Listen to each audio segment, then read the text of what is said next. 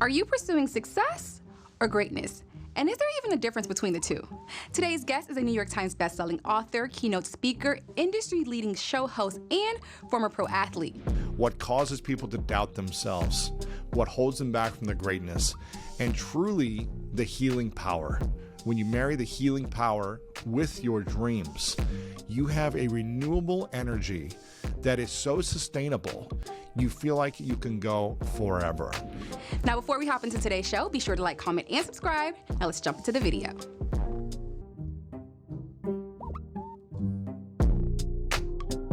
So Lewis, man, everybody wants to be great. Everybody wants to be great at being a father. Everybody wants to be great at their business. Everybody wants to be great in their careers. I want to start off by asking you this question. What do you think is the enemy from keeping us from being great and experiencing greatness within any aspect of our lives? I think it's two things. I think number one is we think greatness is success, and success is completely different than greatness. And for a long time, I was driven to achieve success, and I wanted to be successful. That's what I was working hard to do. That's why I show up early and would be consistent in my efforts and accomplishing my goals and dreams. And for whatever reason, when I would accomplish success, I would never feel satisfied or fulfilled. And it wasn't until 10 years ago that I realized I had it all wrong about success and greatness. And success is really, at the end of the day, selfish. It's about me accomplishing, me looking good, me winning, me being right, me having a platform so that I can feel good about me. And that only takes us so far. It allows us to be driven. It allows us to be focused on a goal. It allows us to take action. And there are some tangible results that we can create with success. Wow. But every time I accomplished success, I never felt fulfilled. I felt excited for a moment, and then I would almost get angry within minutes after accomplishing big goals and dreams that I had for myself. And it wasn't until 10 years ago when I started a new journey, a journey of kind of rediscovering who I truly am, what my authentic self really desires. And it desires to love and accept myself for who I am, no matter what success. And it desires me to empower and lift up and inspire others along my journey. So success is more selfish endeavors. Greatness is about pursuing your goals and dreams in the service of others.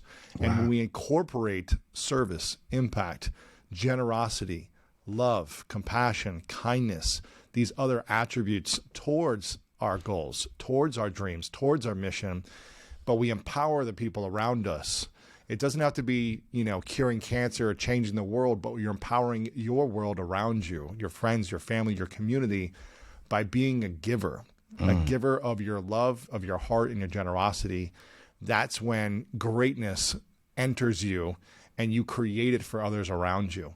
And so for me, the enemy is chasing just success for yourself and not focusing on pursuing your dreams in the service of others. That's one stage of the enemy to greatness. One stage. And that's so funny is when you break that down, I think a lot of people, the majority of people, we chase success rather than focusing on greatness. And if with someone watching us right now, if they're saying, you know what, that's me, how do we shift? How do we go from shifting from success to we're going to focus on greatness? And also, when you're answering that question too, Lewis, I want to ask this real question. So should we not be aiming for success at all?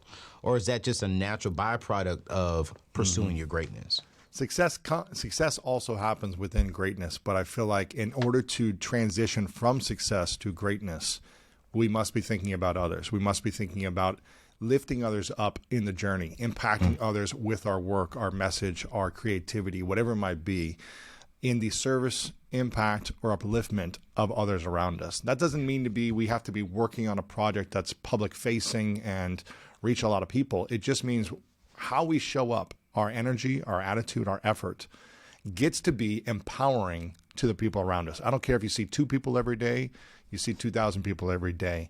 I don't care if you see strangers or just your friends and family, but the people around you feel empowered while you're living your life. They feel supported, celebrated, seen, and acknowledged. You have a generous heart. That could be as simple as I just smile at people when I see them, and I uplift them that way. It doesn't have to be giving of all your time and all your money to empower people. It just means your heart is open, you're generous with your energy towards the people around you, and you want others to win with you. You see the world as a big collaboration, not a competition. You see other people winning in whatever they want to win, and stepping into their greatness and whatever that is for them in that process of your success. I just think, I believe, go after all the goals, the dreams, the success you want. But if we frame it this way of, I want to be successful and I want others to be successful around me, that is greatness. That is so funny. We people argue about, LeBron James being the great. He just scored past the number one and scorer in the history of the NBA. Michael Jordan is number one. And I was like, man, you know what? I look at myself. Kareem Abdul-Jabbar was number one. Yeah. Kareem was number one, right? Yep. Jordan was what, number 3 or 4? Yeah. 4. Still number 4, something like that, right? Yeah. But people say, who's the greatest of all time? And I'm like, for me, I'm like, well, and it's so funny because you're talking about greatness and helping others win. And I'm like, well, Michael Jordan helped more people be great than anyone else currently, in my personal opinion. So I'm like, when I hear you say greatness is about serving and helping others, it's like, wow, the reason why I think he is so successful is not just because he was amazing on the court, but he helped other people be amazing as well. Yeah. And I'm curious. Go ahead. Yeah, I mean, there's levels to the greatness. And I think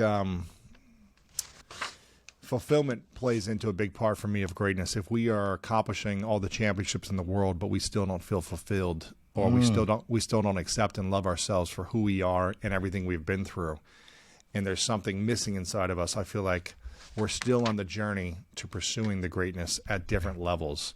Yeah. I'm a big believer that self-doubt is the killer of all dreams. I think when we doubt ourselves, we don't act at our highest level. We don't act, we don't move forward with our highest power and authority in life. And sometimes we don't act at all when we doubt ourselves. I don't know how many people you know, Anthony, where they come to you and they ask you questions about, like, how did you write this book? And how did you launch this show? And how are you doing this? And you ask them, how long have you been thinking about writing your book? And they say, 7 years, 10 years. And the thing that's holding them back is one of 3 fears. It causes them to doubt themselves. So there's 3 main causes of self-doubt. Okay. And again, this is the core of what holds people back from writing their book, from launching their show, from doing whatever it is that they want to do, from asking the girl out. It's because they doubt themselves. And so if we can understand what is causing us to doubt ourselves and get to the root of it and start to mend these memories that cause us to doubt, then we can start to act more courageously and overcome these different fears and insecurities that have come our way. So the first fear that holds us back is the fear of failure. When I speak in front of large audiences, I'll ask people, raise your hand if you've ever been afraid to fail. And it's the reason that it holds you back from launching the thing you want to do or starting the project or whatever it might be. Hey fam, quick question and we'll get right back to the show. Are you tired of worrying about your money? Are you tired of hidden fees and long waiting times for your paycheck? Look no further. You see, with my friends at Chime, the #1 most loved online banking app, you can say goodbye to all that and say hello to stress-free finances. With Chime, you get paid up to 2 days early. That means no more waiting around for your paycheck, no more worrying about unexpected fees like some of these other banks, and no more credit checks or large security deposits. Chime is all about providing you with the financial freedom we all deserve. Don't take my word for it. I want you to try Chime out today and see for yourself why it's so loved by many of our friends. Visit AnthonyONeal.com/Chime or click the link in today's show notes to get started and take control of your finances. Speaking of your finances, let's get back to today's show that's helping you. Peace out. Getting out of the relationship that you know is not right for you, asking someone out, entering a new stage of life, whatever it is. Yeah. Most of the room, let's say 80% of the room, raises their hand that the fear of failure holds them back. As an athlete growing up, Anthony, I learned from my coaches that this was the natural path to get successful. You got to fail your way to success. You're not going to make every shot. Jordan doesn't make every shot. LeBron, they fail. And it's feedback. It's information on how to adjust to get you closer to the goal. So I didn't like to fail, but it didn't hold me back from acting, from showing up, from putting in the reps, the time, the energy, like giving it a shot. I would still shoot the ball. It wasn't like I'm afraid to fail and I can't shoot, because I'd learned this principle in sports. But for a lot of people, the fear of failure is what holds them back, and it causes them to doubt themselves. The fear of success is the second thing that holds people back. and when I would, excuse me, and when I would go to these, these rooms and ask people, raise your hand if you've ever been afraid of success, almost equal amount of people would raise their hand. And this kind of shocked me when I started doing this about 8 to 10 years ago, asking these questions. And I was like, but you're all here because you want to be more successful. You're at this event or conference or whatever it is because you want success, but you're afraid of it. Why would success come to you if you're afraid of it? Why would anything enter you, come into your space if you're afraid of it and you're essentially rejecting it or self-sabotaging success? So it's going to be hard to break through that if you're afraid of that thing. And I didn't understand it because growing up, that's all I wanted. I wanted to be successful. And I was like, give it to me. Give me the platform. Give me the pressure. Give me the success. I want this. Now, I wanted it from more of a selfish place based on a wound, based on an insecurity because I didn't feel something. And I'll get to what that something is. But a lot of people have this pressure. And I started to ask questions. Why are you afraid of success? What is it about success that is a fear for you? And it made a lot of sense over time. As I started to build my platform, as I started to make more money, as I started to get recognition in the business world, old people from the past came out and said, hey, Lewis, can you give me some money? Hey, Lewis, can you help me here? Hey, Lewis, can you give me this? Can you give me a job? Whatever it might be. People start coming out of the woodwork and asking, and you don't know, do they really like me or are they just asking because now I have this thing? Mm-hmm. Another thing is the whole crabs in a bucket story or analogy, that when one crab if crabs in a bucket, it's a bunch of crabs. If one crab tries to get out of the bucket and get out of the environment, the comfort zone of the bucket, the bottom of the bucket, and they try to crawl out of the bucket, the other crabs will actually pull the crab down from leaving the environment to the point where they'll break the legs of the crab trying to leave the bucket.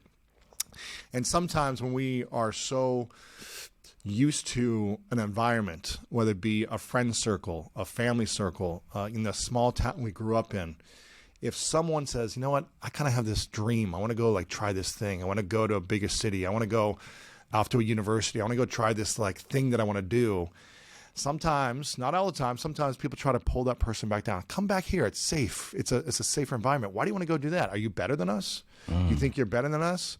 There's this sometimes conflict of leaving the tribe, of going beyond what most people are doing in your current tribe. Not all the time. I was lucky I had some great parents and family that were like, go chase your dreams. But I realized that not everyone had that.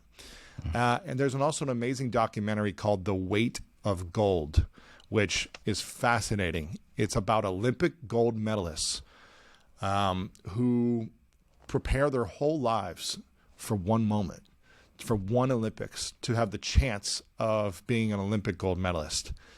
And it follows a lot of these different stories of gold medalists who within a year, year and a half, 6 months, commit suicide, overdose, go through extreme mental health challenges and problems.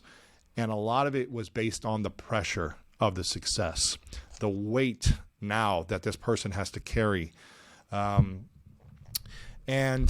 it started to make sense. They don't teach us growing up how to manage the pressure of success. They tell us, go get the success, make your money, go get your whatever you want. But now how do you handle all the criticism, all the judgment, all the people trying to pull you down, all the negative energy that people don't like about you or want to judge about you? They don't teach us how to just brush it off and be at peace about it. That's a hard thing to learn, especially if you get success pretty quickly and you haven't been preparing for it. So I started to understand, okay, it makes sense. And that's why you see a lot of kind of child stars struggle or young athletes struggle, because they haven't fully become adults yet to learn about life in certain ways. Yeah. And so again, learning, and this is why you see the stats. You know the stats about lottery winners. A lot of them go bankrupt or broke within the first year, or commit suicide, or get killed. There's this pressure, this weight, and if you're not prepared for it, it could cripple you. Yeah. But for me, I wanted the pressure. I was excited about it. I was like, give it to me. Yeah. Now, the third fear that holds people back from stepping into their greatness and acting into their greatness is the fear of judgment. And this causes us to doubt ourselves. So these are all things that cause us to doubt who we are and what we bring to our world. And for me, this was my fear. This was my kryptonite. This was the thing that caused me to have insecurities. It caused me to over people please for many years. That caused me to second guess myself because I wanted to fit in. I wanted to belong. I wanted the people to like me. I wanted them to say nice things about me. And so that anytime someone would criticize me in person or online, as I started to build my platform and business, it was almost as if I had to defend myself at every negative review, every nasty tweet, whatever it might be. It's almost like I had to defend myself at all costs. And this is an exhausting energy, feeling insecure about the opinions of other people. It's exhausting. And it pulls you away from your focus, from your mission, from your intention, from your authentic gift, your authentic way of being and acting in the world when that occurs. And so for me, that was my thing. Fear of failure and success didn't hold me back. I was driven, but then it still never felt enough because I was worried about the opinions of others. Now at the root, the center, if you made a diagram of all three of these things and they all intersected, there's a root pain, a root cause that allows us to dive into one of these three fears. In the book, I talk about how you can identify which one is primary for you. Some of us have a fear of all three. But for me, there's a root, the center to it. And at the center of all these fears is I am not enough. I am not intelligent enough. I'm not good enough. I'm not smart enough. I'm not beautiful enough. I'm not talented enough. I'm not old enough. I'm not a whatever enough. I'm not worthy enough of this success. I'm not worthy enough of this love. And again, that is based on some type of belief, based on many memories that we have. And in order to get beyond this, we cannot push beyond it without mending the memories and creating new meaning. If we just push beyond it, we'll create more success and results and still feel angry, upset, resentful, and not worthy enough inside. So the goal is to get to a place of I am enoughness. It doesn't mean I'm complacent and going to be lazy, but it means I'm going to get to a place where I can go into the oldest moment in memory of my past to today. And I can create peace with my past. I can create peace with the things I'm most ashamed of, the most insecure of, the things that I did that I wasn't proud of to other people, to myself, the things I said to people. Everything that I'm ashamed of, I can go to a place of full ownership and responsibility, full forgiveness, and full acceptance. It doesn't mean I have to like it. It doesn't mean I want to wish it on other people. But we must go to the pain that causes us to believe I am not enough. For me, it took me a long time. It took me a long time to face it and address it because there was a lot of different pains for me, a lot of shames. And it was a journey. It wasn't like, oh, okay, I can do this in one moment and I'm good. It was a journey of calming my nervous system under situations that used to trigger me. Because when we react in life, as you know, when we react so quickly to something, someone says something to us and we snap. Someone cuts us off on the road and we snap. Someone says something online and we react. When that happens so quickly, I'm not talking about if there's a real threat, but when there's something that causes us to be triggered and someone pushes a button inside of us, it means there is an open wound that's still sensitive. Boom. Okay. There's a wound, there's a cut, there's something that has not mended and healed yet. That's why when you poke it, you react and you get angry. Whatever is inside of us will come out of us in those situations. I love this analogy that Wayne Dyer talked about before he passed. He said, when you squeeze an orange, what comes out of an orange? It's orange juice. when you apply pressure to a human and you squeeze a human, what comes out of a human being? Whatever is inside of that human comes out. Ooh. So if we have anger inside of us from past pains, anger comes out in those situations. If we have love and compassion comes out of us. And so we need to evaluate. And you might think to myself, I'm a loving and compassionate guy. This is what I thought most of my life. But when I was triggered, I was reactive. And that's not what came out of me. Yeah. And I was just like, don't try to change me. Who cares? This is who I am. Accept me. Yeah. But that caused me and others pain. And so again, we got to get to the root of understanding which one of these fears causes you to hold back your greatness in the world and start mending the memories of the past with new meaning. You've heard me I talk about publicly in the past how I was sexually abused as a kid. It's one of my first memories. And it created a meaning inside of me and a reinforced thought most of my childhood based on other things where I felt abused. The sexual abuse only occurred once, but every day the memory in my mind happened every time. It's almost as if everyone in life was doing something to take advantage of me, so I had to defend and protect myself. And that only gets you so far, and it can get you so far, but it's not going to have you create that fulfillment and peace inside. And I'm a true believer that you can't have greatness without peace and love for yourself internally. It doesn't matter all the success and accomplishments internally. If we don't feel a sense of inner peace, a sense of fulfillment, a sense of gratitude for self and acceptance of who we are in the world. Not saying we get to be complacent or lazy, but acceptance and love for who we are. I feel like what's the point of all the success if you don't also feel the peace inside? And so this is a big part of it for me. And I learned the hard way for 30-something years over and over again, repeating the same pattern, making the same mistakes of being successful in sports, successful in business, and not feeling peace inside, and hurting myself because there were still wounds that I was unwilling to face. The more painful the wound, the harder it is to face, and the more pain you have to go through and experience until you finally wake up. And I know this is probably the longest answer, but I feel like I'm trying to bring it all together for people to understand the concept that no matter how successful you become, unless you feel peace of who you are and everything you've done and everything you haven't done, and you have learned to love and accept yourself, it's just not going to be as rewarding without that. According to recent stats, only about half of African Americans have some form of estate planning put into place. This includes important documents like your wills, your trust, and your power of attorneys. Additionally, only about 60% of all people have life insurance coverage.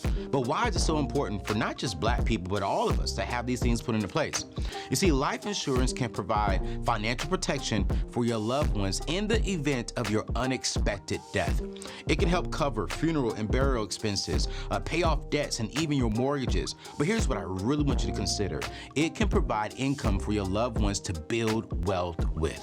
You see, estate planning, on the other hand, can help ensure that your assets are distributed according to your wishes after your death, and that your loved ones are taken care of. If you truly love, and I mean this, if you truly, truly love your loved ones, don't leave their financial security at chance. I want you to get life insurance today. You can get a free quote with my friends over at Ethos by visiting anthonyoneal.com/life insurance, or by clicking the link in today's show notes. Protect your family's future and give yourself peace of mind. Don't be in heaven and you're full of joy, and your family is here on earth struggling and stressed. Get life insurance today with my friends over at Ethos. Hey, now let's get back to today's show. I know it's a good one. Nah, man, that wasn't a long answer at all. I mean, because I think for me, you said what a lot of us needed to hear. And to this day, one of the self-doubts that I battle, like you said, is not failure and it's not success. I battle judgment. Yes. You know, I'm oftentimes compared to where I've come from, where I came from, like, hey, man, you're not doing this, you're not doing that. I'm oftentimes compared to different cultures and societies, and I'm always trying to please everybody. Oh, man, it's exhausting, right? And it's so exhausting. Like, I've lost sleep, I've cried, I've like, man, and I've even asked myself, I remember last year, I looked at myself in the mirror and I said, am I good enough? Interesting. Like, am I, like, can I do this? Like, in the middle of experiencing some level of accomplishments, in the middle of experiencing some level of success, but because I'm hearing different opinions and I don't have that peace internally, I didn't have the peace internally, literally, man, I remember talking to my life coach and my therapist, and we immediately started working on that last year because I really started having self-doubt. Rather than saying, you know what, you are good enough. You know what, rather than apologizing to myself for some of the stupid decisions I did in the past. And even going back and apologizing to other people so I can release that from my heart and from myself. And so I can experience that greatness that you're talking about. And it's like, you know, I just want to commend you, man. I told you this offline before. I said one of the I hate the word influencers, but one of the impactful people who I follow is you. You know, I just love how you focus on greatness. You focus on serving and helping others and helping others' messages get out there. And I believe we all want to become great, but it starts with our mindset. Yes. And you wrote a book called The Greatness Mindset. Unlocking the power of your mind and live your best life today. And I had the opportunity to read through it. I haven't read through all of it, man, because this book is thick. And I love it because I'm like, man, it's a lot of information. And literally within like the first, what page am I on? I'm on page 48 of the copy of the version, man. And I literally have it all marked up because I'm taking my time because I want to continue growing this mind of mine. But in my research, Lewis, while I was getting prepared for this interview on Amazon, hold on, let me go back to my notes. I want to say this correctly. On Amazon, there are over 20,000 books written around mindset and success. And so with you being the #1 podcaster in the world. I mean, over 2 million on YouTube. I don't know how many you're getting on podcasts now. I know you're above 1 million, but you're one of the greatest in this space. What did you see missing in the mindset and success category that this book is going to fill that void? I think a lot, I mean, for most, what I have studied over the last 10 years, of all these great minds and leaders from all walks of life and professions, was a lot of it was about like discipline and a growth mindset. It was like, be disciplined if you want to achieve greatness and have a good mindset. Like, just work hard, hustle, be disciplined, and have a growth mindset. And those were all great things. I think those are all accurate, and I subscribe to these things. But there was something missing for me. And because I was doing a lot of these things, I was working on myself. I was growing. I was like, I'm interviewing people. I'm going to workshops. So I'm in a growth mindset. I'm disciplined. I'm working hard. Like, I'm doing the things that I hear other people tell you to do about being successful and striving for greatness. But there was something missing, and that was the healing factor. That was the healing component that people don't talk about. You know, to be great, they never say in the 7 steps to be great or be successful, heal. They never say that. I haven't seen that. It's more of like, get coaches and mentors. Yes, something I am talking about as well, and I believe in. Get a goal. Yes. Get a game plan. Yes. Be disciplined. Yes. Go beyond what you think you're capable of. Okay, yes. Okay, I'm doing that. But why do I still not feel good? It's because I haven't mended and healed the memories of my past. I haven't created new meaning around why all these things happened, why I went through all these different things, and why I felt the way I felt as a kid. I didn't mend those memories. And so therefore, I'm doing all the things that everyone says, but I still don't feel good about myself. I still don't feel like I love myself no matter how much success and greatness I have. I still don't feel enough. So what is the point of all this? And how much farther do I need to go in order to feel enough? Why not focus on feeling enough and knowing I still am a work in progress and I want to generate and give more to the world? I'm never going to be a finished product, but I accept and am enough with where I'm at, and I'm still in process. That was the big shift for me. So this is the book that I wish I could have read 10 years ago. I was like, I wish this was available when I was 16, struggling, when I was 21 in transition, when I was 30 and I was in breakdown from a relationship and business and health stuff. And I was just, what is missing inside of me that needs to feel the thing I need to feel? Why is it not working? I've accomplished these goals. I've been successful. I transitioned from sports to business. I've made the 7 figures. Okay, why am I still not feeling the things I truly want to feel? Why do I not feel joy, happiness, and love in my heart? Maybe there's moments of this, but why do I not feel it consistently? And that has been a 10-year journey of interviewing the world's greatest athletes, celebrities, billionaires, scientists, doctors, neuroscientists, therapists, and understanding what this is, what causes people to doubt themselves, what holds them back from their greatness, and truly the healing power, and how when you marry the healing power with your dreams, you have a renewable energy that is so sustainable, you feel like you can go forever.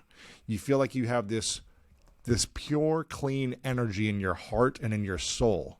You have clarity about your mission and your meaningful mission, which is one of the first things I talk about, that in your path to greatness, you've got to get clear. I'm a big believer in getting clear in one sentence what your mission is. Mm-hmm. If we are not clear on our mission and we do not have sustainable, renewable, clean, pure energy pouring from our soul and pouring from our heart to take on the adversities and the challenges of the world in the pursuit of our mission, then we're always going to be struggling and frustrated and feeling like, I'm never catching a break, and why are these things always happening to me? So we've got to cleanse the soul and cleanse our heart in whatever process, method, philosophy, or strategy that works for you. I felt like in the last 10 years, I've done so many of these different healing modalities because I wanted to see what worked. And a lot of them worked, and I don't do just one thing. I've done meditation retreats. I've done scientific meditation studies. I've done different therapies. I've done Wim Hof training and ice training and breathing training in Poland.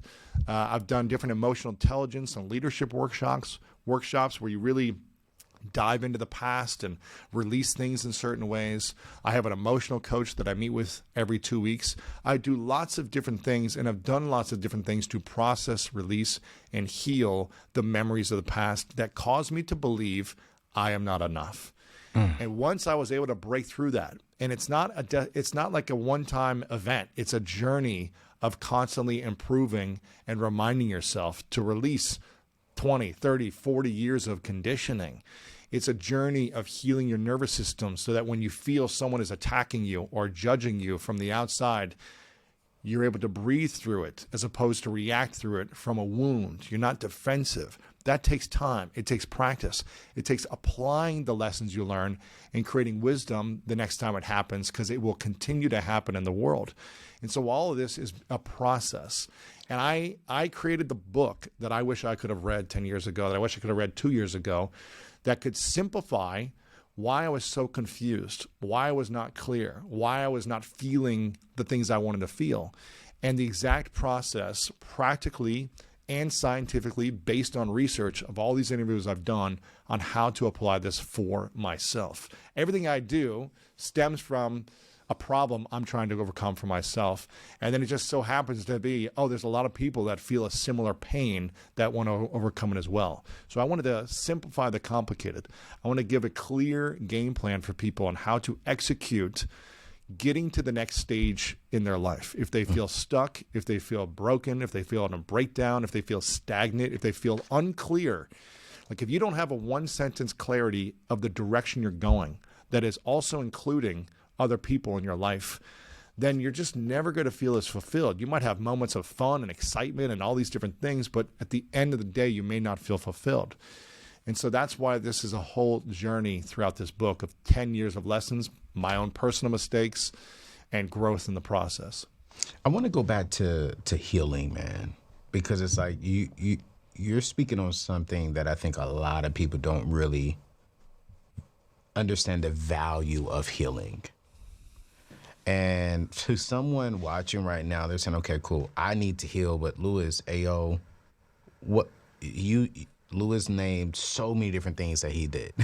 You know, what would you say to someone watching right now? Okay, hey, listen, Yeah. they're saying they need to heal. What are the first two or three things they should try, they should look into to start that process in a healthy way? Well, first off, most people don't want to acknowledge they need to heal, because I was that person for my whole life. And I was just like, no, I don't need to heal anything. I got everything figured out. I'm successful. I'm making money. I'm accomplishing my goals. I'm a leader. What do you mean? I don't need to heal anything. Stop talking to me about healing. Stop talking to me about this. And so I have a lot of empathy and compassion and understanding if someone doesn't think that's part of their journey, because I was so guarded and defensive to think that something was wrong with me. And this is not about right or wrong, good or bad. This is about what is holding you back? What is making you less effective than the person you want to become? And again, it's not you have to do something, you need to, or it's not a judgment. It's what is the thing that causes you to feel anger, stress, resentment, or a lack of forgiveness in your life? If you have those feelings, let's address it. I call it healing. You can call it reconciliation. You can call it letting go. You can call it whatever you want to. But for me, the first step would be, for me, is creating a fear list. And I try to make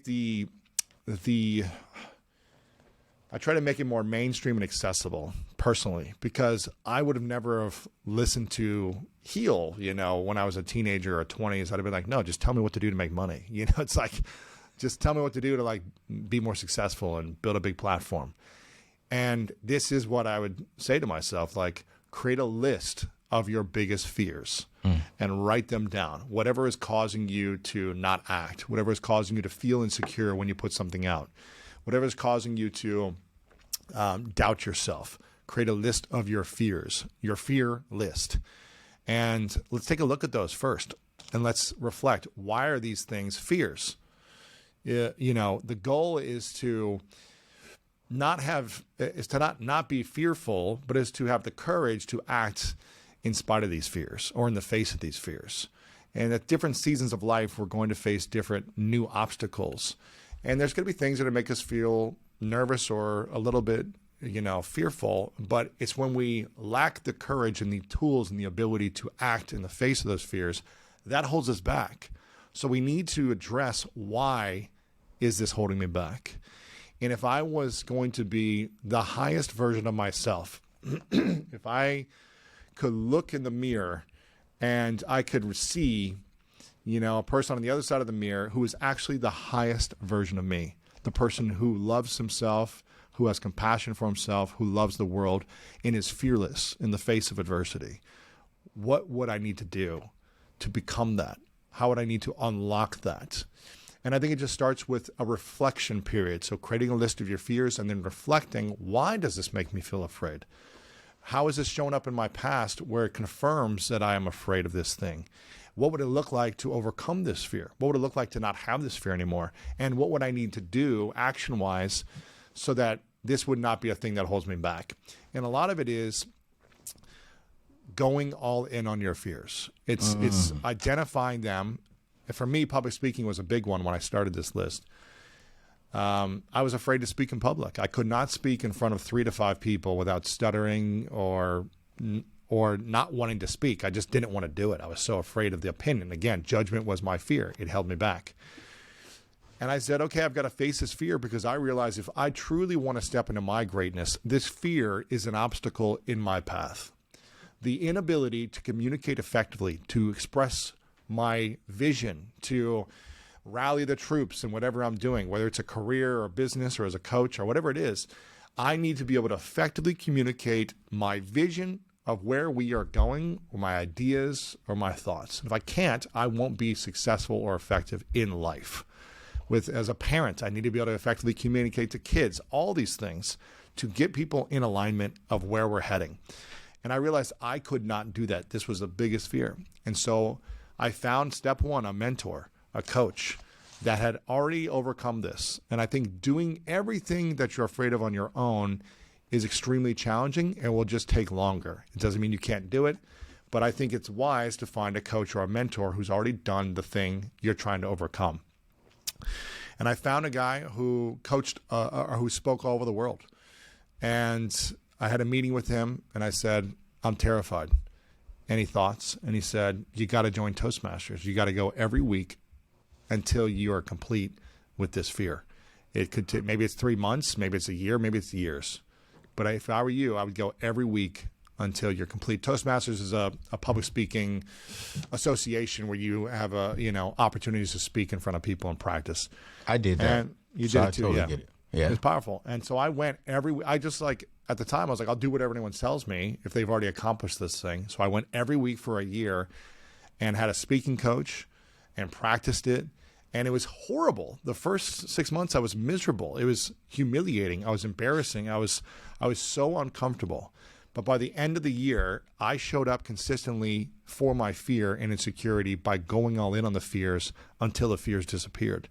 By the end, I felt so much more confidence.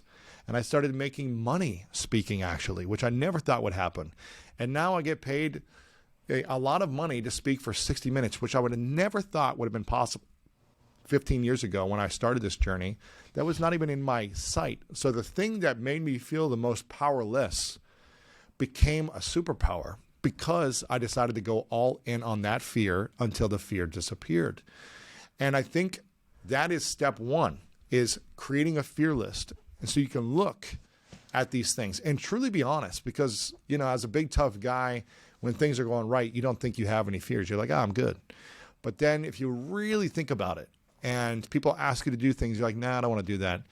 What's underneath that? What is holding you back? And so creating that fear list and realizing that when you can reflect on it and get a support or a coach or a guide or mentor in overcoming that fear, it gives you more confidence. When you overcome one of your biggest insecurities, you feel like a superhuman being. You feel like, oh, bring it on. I can take on anything now. Your confidence goes through the roof and your humility also increases because you know how much pain and suffering you had to go through to get here. So you appreciate it, you have humility, you have more compassion, hopefully. And I think that gives you another edge, another advantage. And if you got 10 things on your fear list and you start knocking them off one by one and diving into them and overcoming them, you are going to have so much more poise, confidence, and grace in your life that you feel like you can take on anything.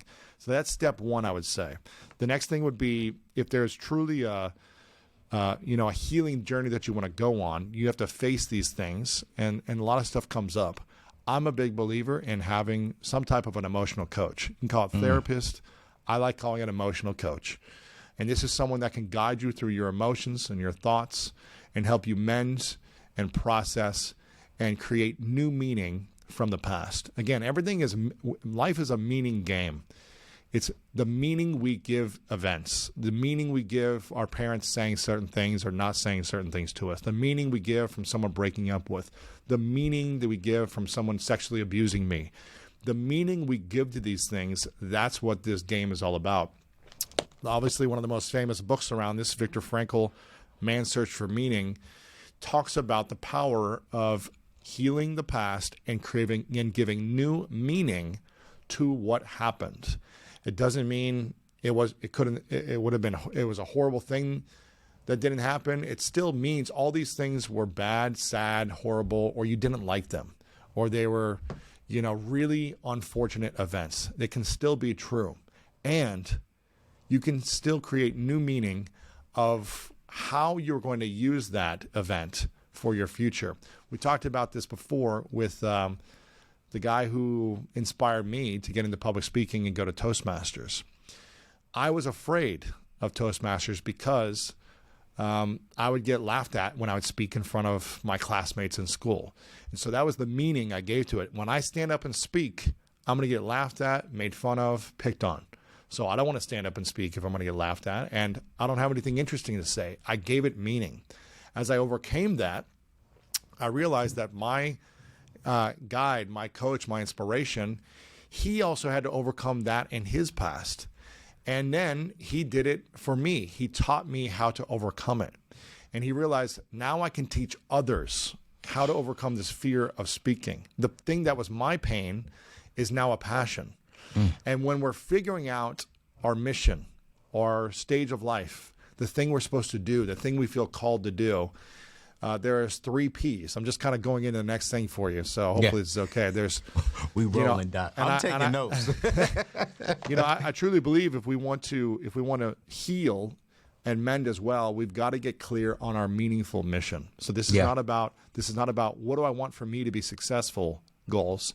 This is what is my meaningful mission, which I don't think you can have greatness without getting clarity on a meaningful mission. So this includes how I'm going to show up with other people, how I'm going to empower other people. For me, my meaningful mission is to serve and impact 100 million lives weekly to help them improve the quality of their life, period. That's the mission I'm on at this season and stage of my life. It's clear. It's including others. I know where I'm heading.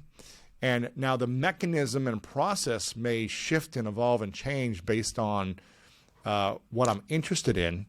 But I'm making decisions and actions on a daily basis. I'm scheduling my calendar on a daily basis to serve that mission to the best of my abilities, to track that mission, and to be inspired by that mission. So that's part of it.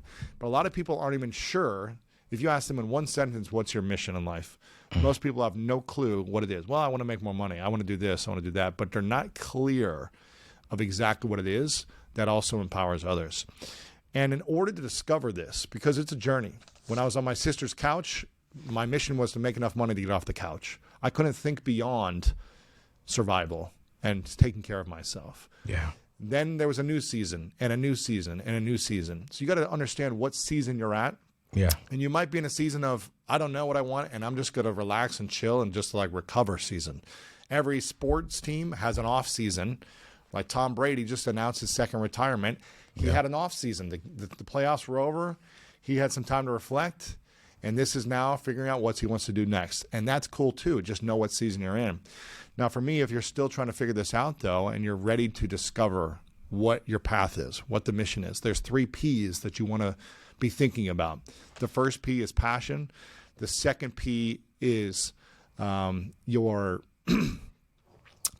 power. And the third P is the problem you want to solve. So the first P is passion. When I say passion, I say, what's your curiosity, your interests? What's the thing that you're excited about? What's the thing that you just are interested in, right? Your power is your talents and your gifts, but your passion is your curiosity. For me, I was really curious about people. I was curious about wanting to learn how people overcame challenges, wanted to learn how people got to where they are. I was just curious and excited to learn. Yeah. That was my passion. The power is your talents, your gifts. I was really good at asking interesting questions or what I like to call dumb questions. Because when I was a kid, I used to ask a lot of dumb questions that would get made fun of. People would laugh at me in school when I'd raise my hand and ask a question because most people already knew the answer to the questions I was asking. So I felt shy and insecure around using my voice, raising my hand and asking questions because I would get picked on and made fun of. But the thing that made me feel powerless as a kid now is a superpower because I leaned into it. I overcame that. And I still ask these dumb questions today that I think, oh man, I don't know if anyone else is interested in this, but I feel like I'm just so fascinated by this question. Let me ask it. And I always get messages from people saying, you asked exactly what I was thinking next. Yes. And I was hoping you would ask. And so the thing that made me feel powerless is now a superpower because I went all in on those fears. So you want to think about your power, your talent, your gifts, the things that you could use in the world, but also the things that made you feel powerless with that fear list and go all in on them so they're a superpower. The third P is what is the problem you would like to solve? What is the pain you would like to help others overcome? Again, my friend who got me into public speaking and it was like the initial inspiration, he had the same pain. And so as he became successful as a public speaker, he wanted to help others overcome that problem of learning how to do it. And my friend Rory Vaden, I'm not sure if you know Rory, he says that we are perfectly positioned to help the person we once were.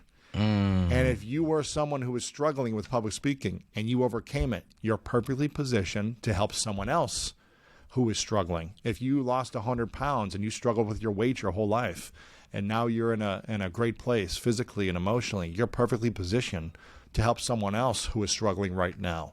So we've got to figure out what problem we are looking to solve, what pain we are looking to help others overcome.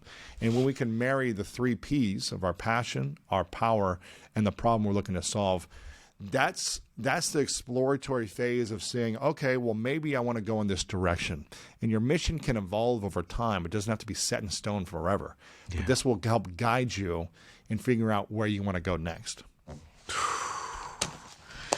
Listen, you guys, I mean, I think I get 3 questions. That's why Lewis Howes is one of the greatest to do what we're doing, man, because this man just has so much wisdom, so much knowledge inside of him.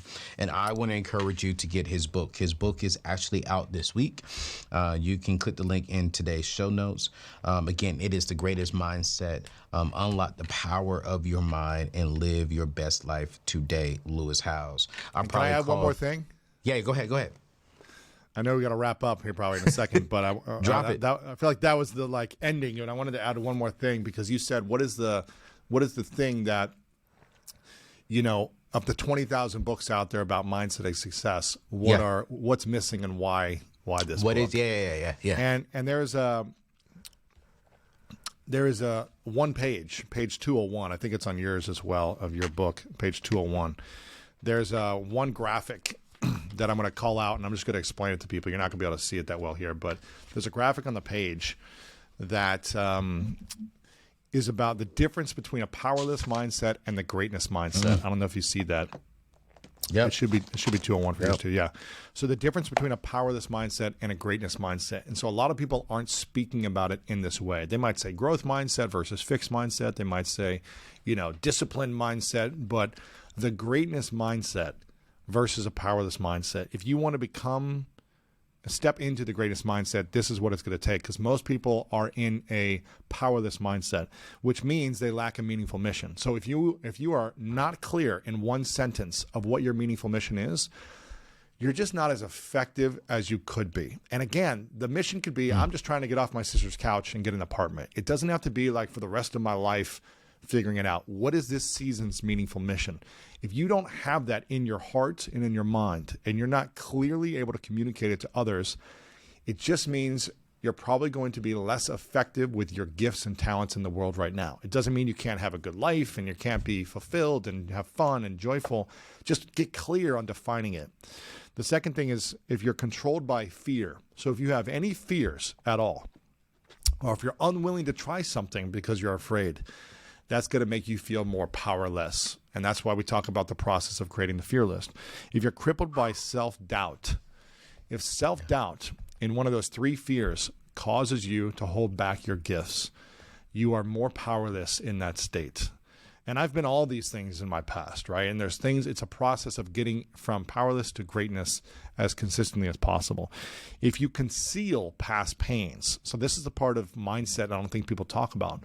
When you conceal, when you hide your shame, your insecurity, your thing, the blemishes, the warts that you don't want people to see. When you conceal a part of you, that means you are shameful. That means you don't want to be seen. That means you believe that others will not accept and love you if they truly knew this thing about you.